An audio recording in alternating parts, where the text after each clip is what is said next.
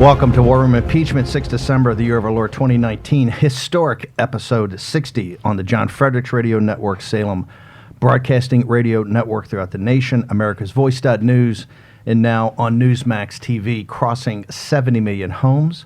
Chris Ruddy and the team, actually Chris Ruddy, the founder and chairman and CEO of Newsmax, will be in studio with us on Monday. Raheem Kassam, Nigel Farage's wingman of Brexit and UKIP fame, Jason Miller, senior strategist for the 2016 comeback of President Trump, and we're joined now by Tony Sayegh, the White House senior advisor for strategy.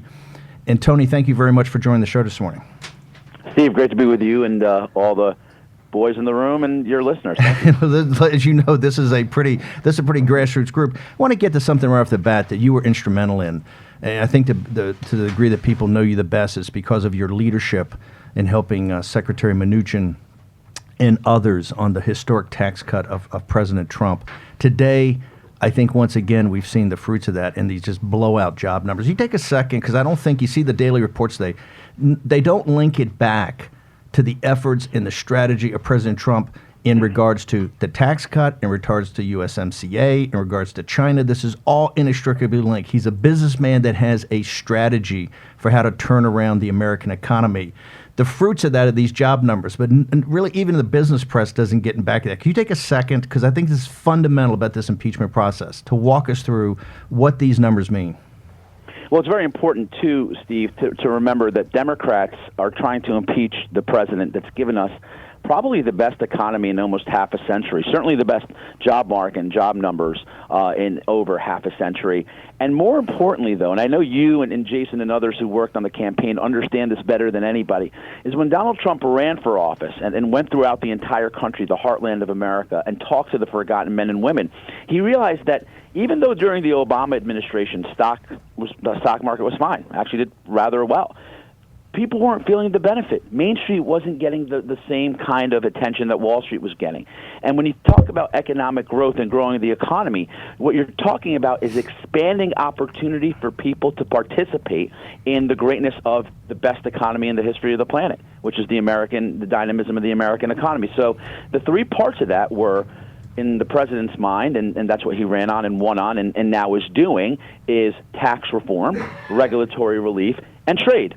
So with tax, it was all about making sure that we had a tax system that encouraged investment into the United States economy, that encouraged expansion of our facilities, of jobs, of factories, so you could create more opportunity for Americans, and you gave Americans more of their money back. And that's why we've seen, for the first time in over a decade, and I actually think as much as the jobs growth has been a great story, and as much as the economic growth story has been probably the strongest, certainly in the world today, the part that I really like is the fact that wages are going up. And not just wages of the lowest one-fifth of income earners in America have gone up for the first time in decades because of Donald Trump's policies, particularly tax. And then when you put on top of that the deregulation we've done to allow people to actually banks to start making loans again to small and medium-sized businesses, which were stifled by the burdensome regulation that came after the financial crisis.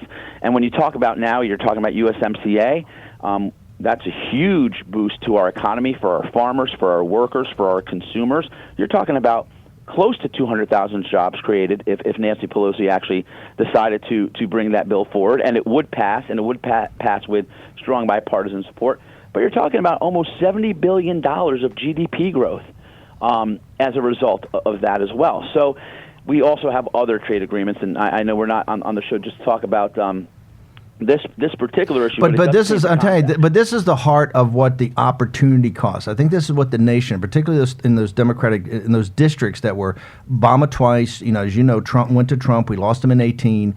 That those Democrats ran on the economy. They ran on health care. They were not going to impeach. But now the Nancy Pelosi and this kind of radicalized element of the Democratic Party has forced the nation into a constitutional crisis over the holiday and Christmas season, when you see that the strategy of President Trump is working. It takes a while to turn an economy around, and particularly, Tony, I'd like you to develop that thesis that a little bit more about this was to get the jobs down to the unskilled workers. This was the forgotten man and woman, whether in the manufacturing section up in the Middle West or throughout the country. You see historic numbers, African Americans, Hispanic, and wages. Can you just develop it? Because to me, that is the heart of why this is such a travesty. Because the bottom line is you can't punish job creators for creating jobs, and that was what was happening in our country during the 8 years of Barack Obama. And frankly, that became the kind of systematic norm of policy out of Washington, even in some Republican administrations. And what you had was the president willing to reduce the corporate tax rate down so low that it incentivized businesses to invest and expand their facilities, that we changed our entire international tax system to make sure money was repatriated to the tune of trillions of dollars back to investment in America. And that's why you're able to see a lot of that wage growth. And the other part is, and you saw this in the immediate wake of the passage of the Tax Cuts and Jobs Act, when you had hundreds and hundreds of companies voluntarily decide to raise their own employees' wages, to give them bonuses. In the case of Walmart, they raised the minimum wage of their workers to I think about $12, and that was an additional $4,000 a year in the pocket of somebody who the previous year was making $18,000 a year. That's real money. I know Nancy Pelosi calls it peanuts. I know Barack Obama thinks that probably should be taxed too, but that's real money for people. And by the way, we also doubled the standard deduction, so the first $24,000 of any family's income was not taxed. We actually created a 0% tax bracket for hardworking men and women who really rely solely on their income. Tony, so Tony, one jump in here. So the most idiotic comment that I saw from a reporter this morning was that these jobs numbers for President Trump are the clearest indication that he has a path for re-election in 2020. But he won't talk about jobs every day from here on out, which, by the way, if Biden and Warren and Sanders did talk about jobs every single day, they wouldn't have anywhere near these numbers. But yesterday, look, the president tweeted out that he wants to have this fight now. Let's get it over with. Let's get cleared in the Senate and get back to doing the job that he was elected to do. How do we defend the president and keep our eye on the prize with things like USMCA and further deregulation and continuing these job increases? Well, listen, we know it's a sham, and Nancy Pelosi's press conference yesterday confirmed that for us. Here's the Jerry Nadler actually sent Pat Cipollone, our White House counsel, a letter, and that said, how would you like to participate in these judiciary hearings so we could continue to gather information, evidence, facts, etc. We had until today at 5 p.m. to respond to that letter and decide whether or not we were willing to cooperate or participate if the rules became fairer into the judiciary process. A day before that deadline, Nancy Pelosi says, well, we've already decided. Articles of impeachment to the House. So this goes to show you this has been a sham all along. So the president's view is bring it on. Okay, you guys have this rigged process. You know what you're going to try to do. Now, listen, I happen to think that there are going to be many Democrats in Trump districts that Steve was talking about that are going to hate taking this vote. And, you know, there, I think, has to be a lot of pressure already on them from their constituents when they were home for Thanksgiving. I mean, geez, imagine if she doesn't get this vote before Christmas, how much pressure these members will be under when they go back home. You agree, Tony, she's got to get this vote on the 20th or 21st. They can't go without this vote. They go home, they're going to get blown up. Well, listen, she knows they're going to get blown up because she already sees the polls. I mean, double-digit drop in support for impeachment since Adam Schiff's fake hearings have begun. And the bottom line remains, she's been trapped into this, and I happen to hold out, just maybe I'm an optimist, I try to always be. I hold a Reagan optimist, right?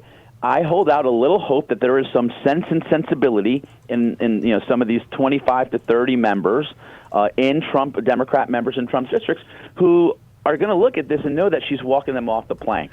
But So, Tony, hey, she may get this done, and if she does, we're ready for it in the Senate. yeah, let's go right to that point. There's new polling that was out in Politico Playbook this morning saying that 3 of the freshman Democrats in these districts you talk about, Anthony Brindisi, Susie Lee, Kendra Horn, are in real pressure back home because of this impeachment witch hunt. We had Jeff Van Drew and Colin Peterson vote against starting this impeachment nonsense in the first place. And Van Drew says I'm a no vote. And exactly. And Peterson said, I have no idea what they're doing, referring to his own caucus. But now we have Dale Kildee from Michigan indicating that he might be a no as well. That means we need 14 more votes to go and get the Dems here. You think we have a good shot? I tell you what, hang on, Tony. Before you answer that, we've got to jump to a commercial break. Can you hang on for a second, and we'll take a few commercials and come right back and get you? You bet. Okay, Tony I'm a capitalist. Tony Sack. We're going to pay some bills here. It's War Room Impeachment. Raheem Kassam, Jason Miller, Steve Bannon. We got Tony Sack from the White House. We're going to take a short commercial break, pay some bills, be back in a moment. War Room Impeachment. Here's your host, Stephen K. Bannon. Welcome back to War Room Impeachment. John Fredericks Radio Network, nationwide on Salem Radio, on AmericasVoice.news throughout the world, and now on Newsmax TV, cable TV. Before we get to Tony Sayegh, the White House senior advisor for strategy, who was instrumental with Secretary Mnuchin and working at getting President Trump's tax bill passed, I want to get just some breaking news on Jim Cramer and CNBC, who's not always a friend. Yeah, and CNBC's Jim Cramer tweets this morning, hate him or like him, referring to President Trump. Best number in 50 years, talking about the just recently released U.S. jobs numbers, and no inflation to speak of. It's pretty It's good. extraordinary. Jason, why don't we tee this question up for Tony again? I don't know if people before the break heard it. Let's go do that because I'm waiting for that answer. Yeah, Tony, we had 2 Democrats vote no in the initial round of impeachment. And it looks like we might get Dale Kildee from Michigan. That could be 3, meaning we only need 14 more Democrats to vote no on this thing to tank it and make sure it doesn't get out of the House. What can the White House do about this, and what should our grassroots people be doing? Well, Jason, much like you and Steve know during the campaign, the president doesn't just rely at all on the mainstream media. We've gone completely around, the chyrons, mostly fake chyrons of CNN and MSNBC, and we go directly to the heartland through regional media, through a lot of local media. We do a great amount of radio. My colleague Pam Bondi, who's joined me in this effort, and I are doing, as evidenced by this conversation, Yeah, she's fabulous. A lot. Yeah. She's great, and we're doing a lot of local and regional, not just TV and radio. We talk with local newspapers. We're in the media markets that cover all of these districts from the White House every day with other surrogates, Kellyanne, of course, Hogan Gidley, Stephanie Grisham, and we have a very robust effort out of the White House to make sure we're communicating directly to the people in those districts who, Steve, as we talked about earlier, if you remember, these are the people who put Donald Trump in the White House to fight on their behalf. You talked about the strong economy and hopefully the good indicators coming out today. The bottom line remains, Donald Trump did this to help the hardworking, forgotten man and woman in America. And do you think they want to see him removed and impeached over nothing? Over a phone call that people may or may not have liked the way he conducted? And this is why I have to tell you, I truly in my heart believe that, look, we keep saying 31. There's a lot of hyper-partisan people in that list of 31. So let's reduce it to about 24. Okay, there's 24 members. 13 of them are in districts that John McCain, Mitt Romney, and Donald Trump won. Okay, so let's start from the basis of those 13 and move up. Do you think they think their constituents sent them to Washington to vote to impeach the man that they put in Washington to help them and help include them in the growth of our economy? I mean, as we talked about before, higher wages, more jobs, a lot better approach to our economic and national security.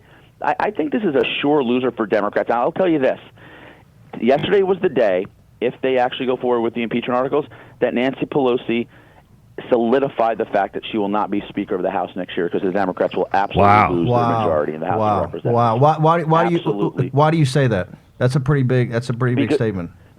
Because, Steve, you and Jason, as very seasoned political strategists, know, when you're a politician who focuses on what you care about more than what the people who elect you care about, you lose. And you now have 230 Democrats who are solely focused on what they care about in their little hyper-partisan echo chamber impeachment, not what their constituents care about. Where you think of, obviously we've talked a lot about USMCA. There's other important business as well. We need a budget. We don't have a budget in Washington. The most fundamental, basic obligation of our government is to fund the military, to make sure we have border security, to do all these essential things. We still don't have a budget, and we have 5 or 6 legislative days left, hyper monopolized by impeachment. We've talked about infrastructure. We've talked about a lot of these important issues, border security and immigration reform. Why are we not moving forward on these? Donald Trump has been the most open-minded person when it's come to working with both sides to solve real long-standing problems. Instead, they're wasting this entire opportunity and squandering it on an impeachment only they care about, and they ultimately will pay the price in November. Not just the opportunity cost. The biggest thing that President Trump now, he's got the tax cut, he's got the economy going. You got jobs that the numbers are blowout numbers, wages increasing. This massive deal that he's been working on with China now for almost 2.5 years. How is this impeachment process, you think, hurt the president's negotiating leverage in that regard that's going to have a major impact to the American people? You may have known, Steve, when I was working with the Secretary, I accompanied him and Ambassador Lighthizer on all our trade missions to China, and of course when the Chinese came to the United States. Look, China knows they need to make a deal. President Xi, I think, has great respect for President Trump. They made an agreement in principle, their first meeting in April of 2017 in Mar-a-Lago, that they had to address the massive trade deficit between our countries. We had been working very hard to that end. And sadly, I think this hyper-partisan attempt at impeachment has definitely complicated our ability to get that deal, certainly get it this year. Because I do think the Chinese are looking at this whole matter and either assuming that if a Democrat wins, they could probably manhandle them the same way they've manhandled every other U.S. president, or if Donald Trump wins, will he be somehow weaker or unable to necessarily keep the momentum that he's gained in the negotiations of the last 2.5 years. So it is very unfortunate when these types of matters short-circuit such an important thing. And Steve, you've done a lot of great work on China, and look, this is the world's 2 biggest economies. Yep. Imagine if we got our economic and trade relationship right. Just imagine what that means for the world, for our country, but for the world. I mean, the Lighthizer President Trump deal from May literally would reorganize the world's economy for peace and prosperity for literally decades to come. See, this, I think, the President Trump never gets the credit as what he's done in thinking through the world economy. And from you, and this is the tragedy of USMCA. And I do not understand why we're not every day hanging that on the Democrats' head. It is incredible that President Trump, because this deal makes Mexico, the United States, and Canada a geostrategic alternative in manufacturing to East Asia and the Chinese. And that's what they're... And this is, to me, that's the tragedy of this whole sham process. Tony, I want to close out here. We only have just under 2 minutes talking about our good friends in the media. Why aren't they more upset that Adam Schiff might have their phone records? You bring up a great point, Jason. You have kind of an eerie resemblance. I don't know if you all remember back during the Obama administration when the Department of Justice, targeted James Rosen from Fox News at the time. All the media then appropriately responded in kind. Are we going to have that same benefit extended to John Solomon here and others, the president's personal attorneys, and whether or not Adam Schiff did something that was potentially legal? Because I think there's a lot of people out there saying, well, it was illegal. It's certainly unethical and it's certainly creepy, which kind of goes very consistently with, I think, the way he's conducted the impeachment hearing. So I think every American has to worry about their personal privacy and their personal information when this could happen to people in the private sector, the way it's happened under Adam Schiff. So Tony, final question for you. One big thing here. What is the mood inside the White House as we close out this week? We're extremely bullish. We've been upbeat all along. We know the president's done nothing wrong, and we know that whatever happens in this impeachment mess, the president will come out on top and win re-election in 2020. Tony Sayek, this White House Senior Advisor for Strategy, thank you so much for taking time this morning, Tony. Really appreciate it. Those are the fighters inside the White House right now. The Democrats got to understand President Donald J. Trump is going on offense, okay? And these numbers today support the really brilliant economic plan he's had. War Room Impeachment with Raheem Kassam, Jason Miller. We're going to have Adam Bannon next from FreedomWorks. We'll be back in a moment. Bannon, Miller, Kassam. War Room, Impeachment. On the John Fredericks Radio Network.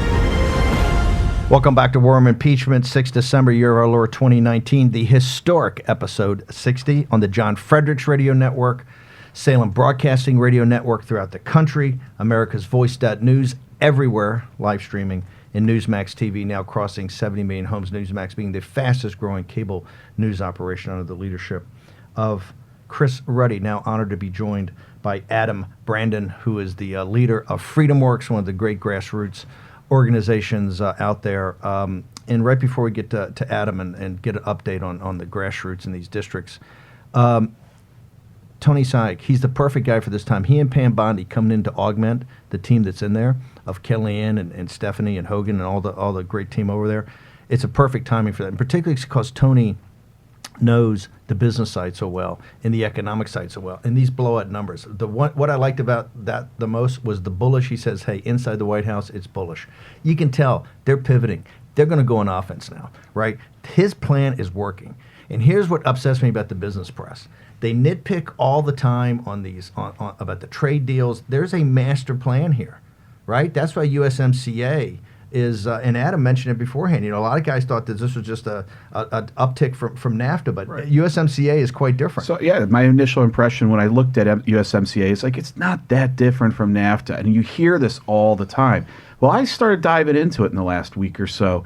It's significantly different. Big time. You know, and there's stuff that Democrats should love that they've been complaining about for years. The enforcement mechanisms, because Mexico in the past has said, yeah, we'll do this stuff. This is a China deal. It's all about enforcement. He's not going to just sign something to sign something. He's not about optics. He's about reality.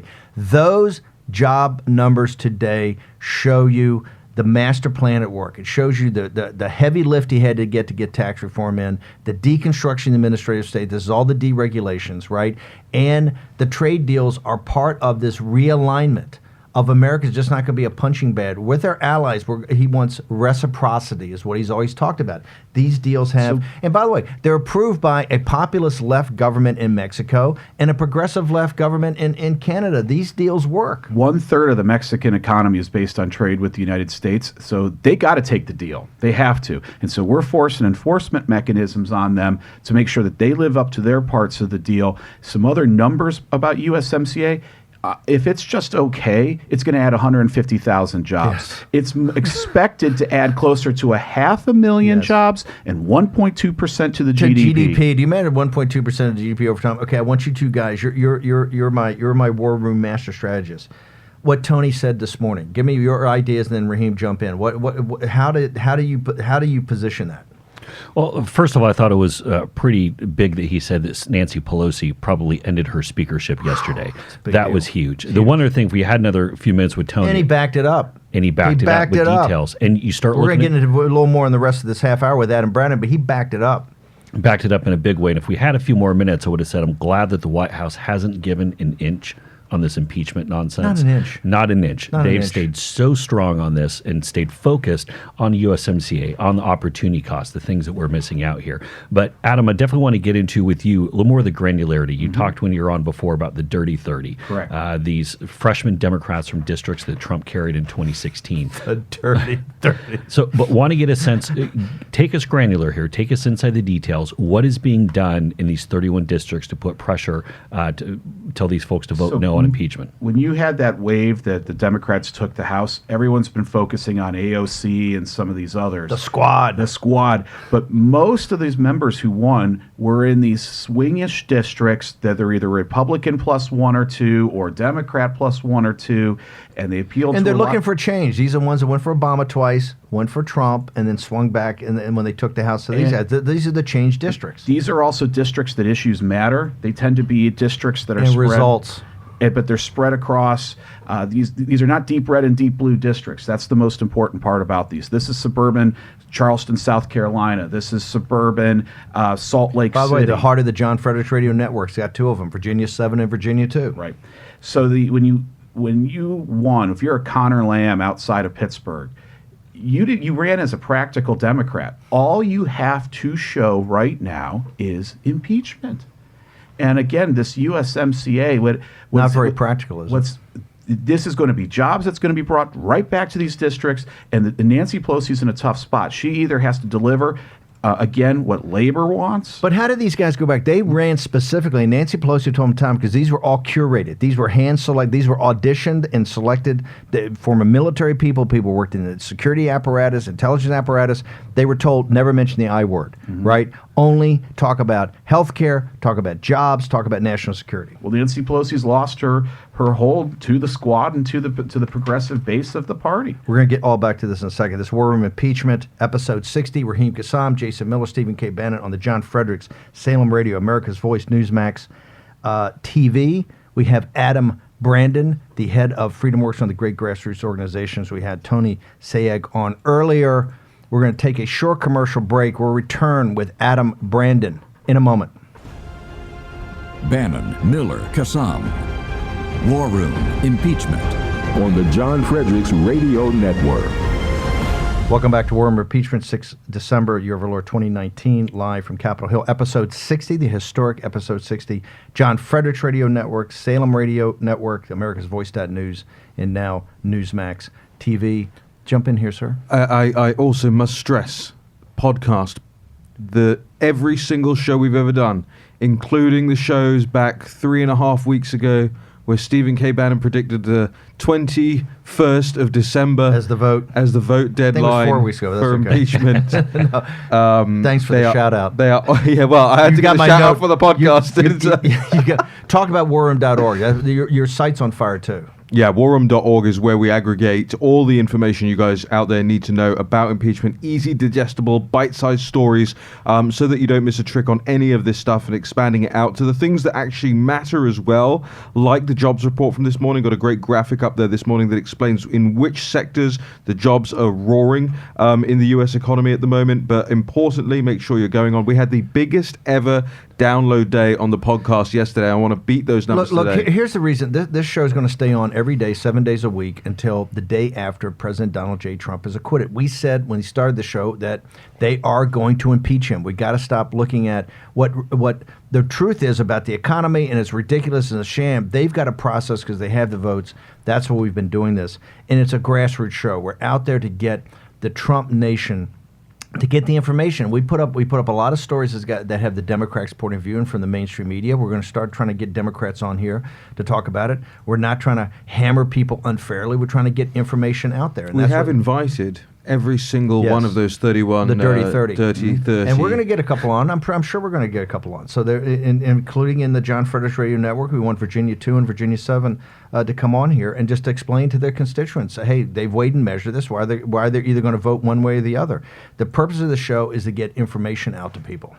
Yeah, and Steve, while we've been here, President Trump has tweeted out, stock market's up record numbers for this year alone. Dow up almost 19%, S&P up 24%, NASDAQ up 29%, and then he puts at the end, it's the economy, stupid. Just remember, it was just a few months ago. Oh, the U.S. economy may slip into recession at the end of the year. No evidence of that right now. Well, that's what they're talking about, the fourth quarter. Oh, well, you got to watch this fourth quarter. It's going to be, and then you see jobs number. Talk about that chart real briefly. That chart's now up on War Room. It's a stunning chart when you see it, isn't it?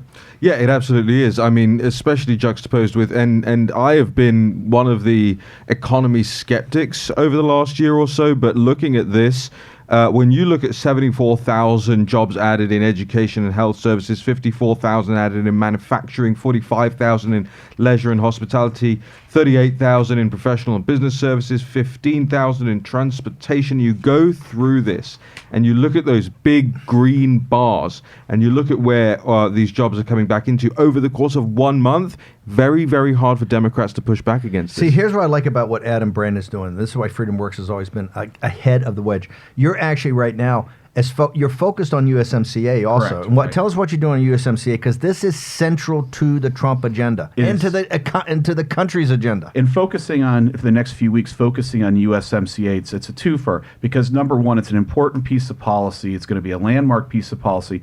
But number two, if the Democrats don't move, if Nancy Pelosi doesn't move on this, it just proves that they're all about impeachment and nullifying the entire 100%. election. So the good news is 100%. It highlights what they're really there for. It highlights what they're really there for. But I just saw something pop up that Joe Biden said 11 minutes ago. He's worried he's likely to inherit a recession. So now he's moving the Good timing, timetable Joe. back. So now, Joe, you don't have to worry about that. You don't have to worry about that, Joe. Yeah, he'll be You back. don't have to worry about that, Joe. He'll be back sunning his leg hairs and having the kids at the pool smooth them wow. down. Whoa, man. Okay, this is the reason, but that I think, I want to go back to your early comment, Mr. Jason Miller, is that the president has been right about this thing from the very beginning and saying, when a lot of Republicans and other people saying, oh, just say it was wrong, but it's not impeachable. No, what I said was perfect. This is why I was elected president of the United States. I'm here to make sure we're not exporting corruption, to make sure that every dollar that the American people send forward is well accounted for, and as importantly, and you saw this in NATO, that we really have allies, and the allies are put into the kitty. This economy is because he thought through the three elements of it. Tax reform to incentivize people. Number two, deconstruction administration to deregulate. And three, a whole system of trade deals that based upon reciprocity. There's a buried lead in Sue Gordon that was deputy DNI. She was a member of the apparatus, but President Trump gave her the deputy job under Coates, and she said in this thing the other day about his briefings, and all the media went through meltdown about, oh my gosh, he didn't actually believe the briefings. Well, he would ask pointed questions about the intelligence briefing that you want a chief executive and chairman to ask those type of questions, to always push back, particularly on the assumptions underlying that. But most important, the buried lead about 20 paragraphs down was that she said, he looks at the world differently. He looks at economic security and economics as a central part of national security. This is the key to the Trump doctrine, and that's why we have to have this debate. The whole thing in the Ukraine was all this diplomacy. President Trump looks at it in a much more sophisticated way. That USMCA and our trade deals with Japan and South Korea in the EU, all part of a network that then you can negotiate with the Chinese, and that's why the Ukraine's a sideshow to a sideshow. And what he said, and that's, Jason, your point, he has not backed off this central tenet. I didn't say anything wrong in that phone call. The pattern of all the stuff we did beforehand was absolutely correct. And this is why the American people put me here. This is to counter the managed decline of our elites. Yeah, and I mean, Steve, we talk to establishment Republicans or members of the media every single day who through this entire process have said, can't he just say he did a little bit wrong? Can't he just say that, well, we'll throw this person from the team under the bus and then it'll be okay? Completely foolish. No, President Trump did nothing wrong. I am here to shake up Washington. Like he tweeted out yesterday, I'm here to clean the swamp. I might need a new t-shirt from I drain the swamp to now clean the swamp. I want to pass USMCA, do all these great things. All the Democrats can do is be triggered and try to overturn 2016. As far as the boxing analogy on Mayfield, he's the great counterpuncher. How do you see the counter? How do you see it pivoting now with a bullish White House going on offense? Well, as we were discussing during the break, and I think it was Raheem that brought this up, but we're heading. This is the Christmas season is here. We're in the holidays. People are happy. People are looking at these jobs numbers. They're looking at the wage growth. They're feeling good about America. They're feeling good about President Trump on the world stage. They'll spend this time with the families. And Nancy Pelosi is taking her members right off the cliff. If you want a job, you can get a job in America today. And if you don't like your current job, you can find a better job. That is the strength of the economy right now. Okay, take a short commercial break. We're back with War Room Impeachment just a moment with Adam Bannon from FreedomWorks, Raheem Kassam, Jason Miller. We'll be back on the John Fredericks Salem, America's Voice and Newsmax TV in just a moment. Bannon, Miller, Kassam. War Room Impeachment. On the John Fredericks Radio Network. Welcome back to War Room Impeachment, the historic episode 60. Since we've had a couple of other commercials thrown in there, I want to go to Adam Bannon right away from FreedomWorks. Adam, you're going to tease some news here, right? Right. In just a couple days, I'm supposed to get a first draft from my staff on the elections, on the midterms. Or not the midterms, the congressional elections. They're going to be upcoming. And we're going to have a list. The 2020 congressionals. One of the lists are going to be, what are the top 10 seats we need to flip to take the House back? And the second list is going to be, if your main goal is to build up the House Freedom Caucus, what are the top 10 races to watch? There is some overlap, but there's a lot of difference. So, I think it might be a good idea. Maybe in a week or so, I'll come back on the program and give it to you guys so we can. What do you think? Break I know that you'll rank order the seats. What do you think the issues are going to be? Well, this is going back to, I actually think USMCA and impeachment are going to be these key drivers, not necessarily the issues, but if all that these Democrats have to do to show for their time in Washington is impeachment, it's a zero for them. You've spent a lot of your life in motels throughout this country running campaigns for congressional candidates. As you look at it as a professional, how bad a position has Nancy Pelosi put these folks in? Actually, she's put them in a real bad spot. I mean, they've walked out at the end of the plank, and she's sawed it off and said, "Smile about it," while you're plunging into the ocean here. I mean, the thing that people forget is that in a presidential year, it is so damn hard for a House race to cut through the clutter, the national environment. People look and say, President Trump, thumbs up or thumbs down, or President Trump versus crazy Bernie or Warren or Sanders or whomever. It is tough for any of these House members to get something through. And so if Pelosi is taking them off this plank on impeachment, they're not going to be able to say, but I wanted to vote for USMCA, but Nancy wouldn't let me. That doesn't work. Was this today? We got about a minute left. Was this the turning point? Nancy Pelosi comes out yesterday, and like Tony said, we're supposed to have to 5 o'clock today. She jumps it by a day. Do you see a turning point with these job numbers in the economy and now the bullishness of Trump? You see Trump on the trigger on tweet. You see Tony. Do you think you've seen a turning point here? I think even they see how problematic this is. I'm reading from a Fox News report. A member of Nancy Pelosi's leadership team told Fox this week that the backlog of bills up this month in the House works against a December impeachment vote and explains that impeachment doesn't fit the holiday spirit. They're already terrified of this. Okay, we got to bounce. I want it. Warroom.org is the site. That is the site. Okay. Expect to see everyone there. There's a great comment section. And you can go. We want your comments. We're building a community. John Fredericks Radio Network, Salem Broadcast Radio Network, America's Voice.news, Newsmax TV. We're going to be live tomorrow morning at 9 a.m. here as we are every day, 7 days a week until the day after the acquittal of Donald J. Trump, the 45th President of the United States. I want to thank everybody for listening in. I want to thank Tony and the people of the White House for making him available today, and particularly Adam Brandon, one of the great leaders of the grassroots movement we're having next week back here with your report. See you tomorrow morning at 9 a.m.